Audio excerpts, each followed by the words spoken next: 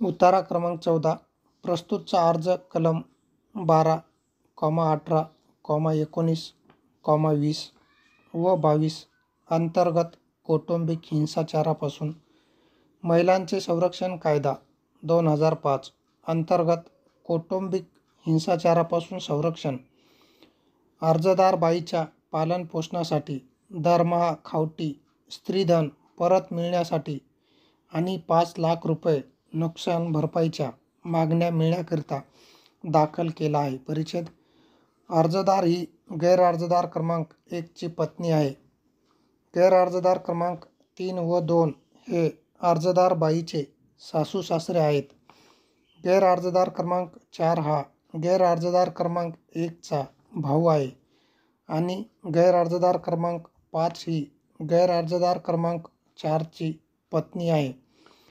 अर्जदार सादर करते की अर्जदार व गैरअर्जदार क्रमांक 1 चे लग्न दिनांक 2/5/2015 रोजी सुराणा मंगल कार्यालय येथे त्यांच्या जातीरिवाजाप्रमाणे झाले. त्यानंतर अर्जदार गैरअर्जदार क्रमांक 1 ची पत्नी म्हणून गैरअर्जदाराकडे संयुक्त कुटुंबात नांदायला गेली. परिच्छेद.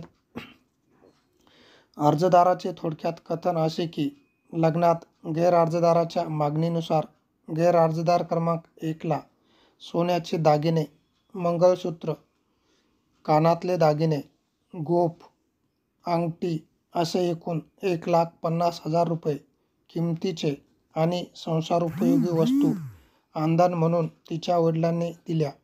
लग्नानंतर गैरअर्जदाराने अर्जदार बाईला फक्त 1 महिना चांगली वागणूक दिली. लग्नानंतर काही दिवसातच तिला कळाले की गैरअर्जदार क्रमांक 1 हा इंजिनियर नसून बजाज फायनान्समध्ये नोकरी करतो व महिन्याकाठी 25,000 मिळवतो.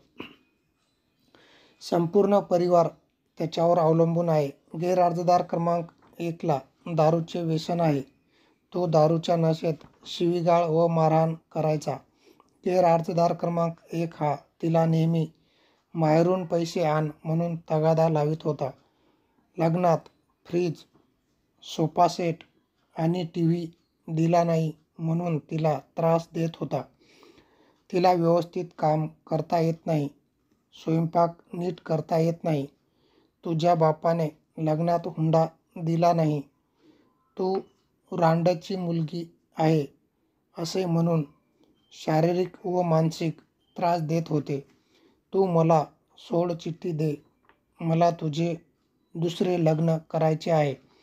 सोडचिठ्ठी दिली नाही तर तुला ठार मारल्याशिवाय राहणार नाही. तसेच गैरअर्जदार क्रमांक 1 चे नागपूर येथील अनिता आणि वर्धा येथील बबिता हिच्याशी प्रेम संबंध आहे. दिनांक 29/8/2017 रोजी गैरअर्जदार क्रमांक 1 व 4 हे दारू पिऊन आले व तुझा बाप भिकारवाडी आहे, तू 1 लाख रुपये आणल्याशिवाय घरी यायचे नाही असे म्हणून अर्जदार बाईला व तिच्या मुलासह घराबाहेर काढून दिले. त्यामुळे अर्जदार बाई माहेरी राहत आहे. परिच्छेद.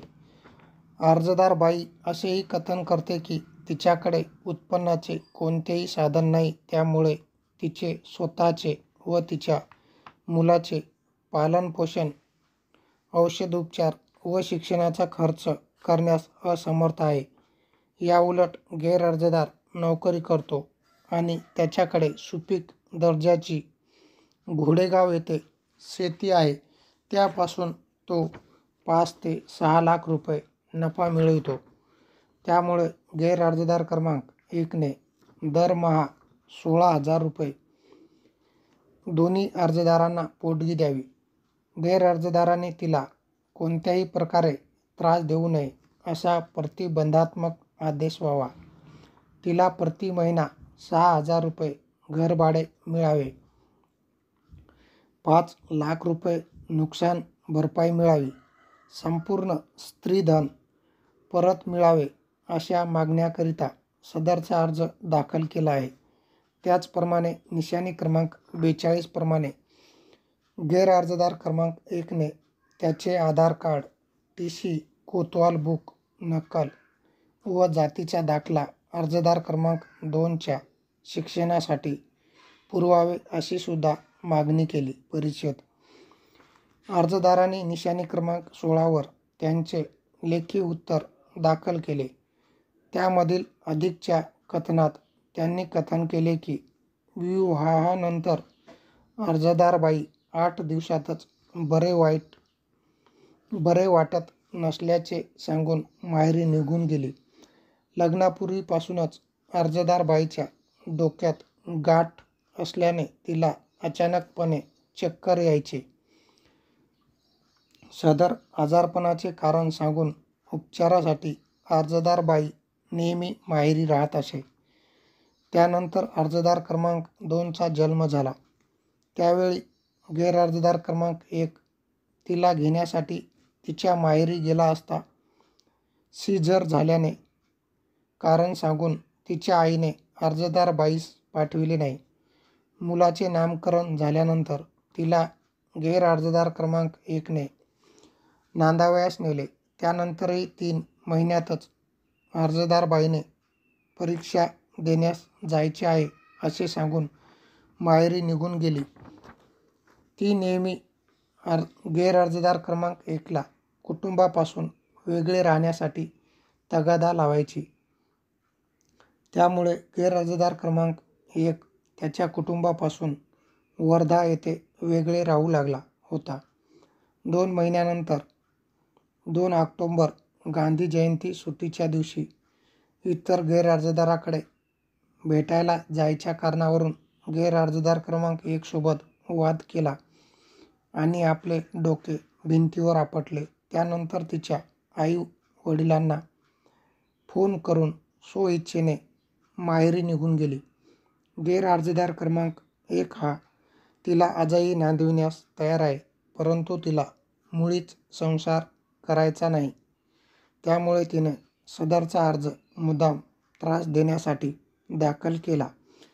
त्यांनी पुढे असेही कथन केले की गैरअर्जदार क्रमांक 1 हा शेतमजुरी करून उदरनिर्वाह करतो. पूर्णविराम.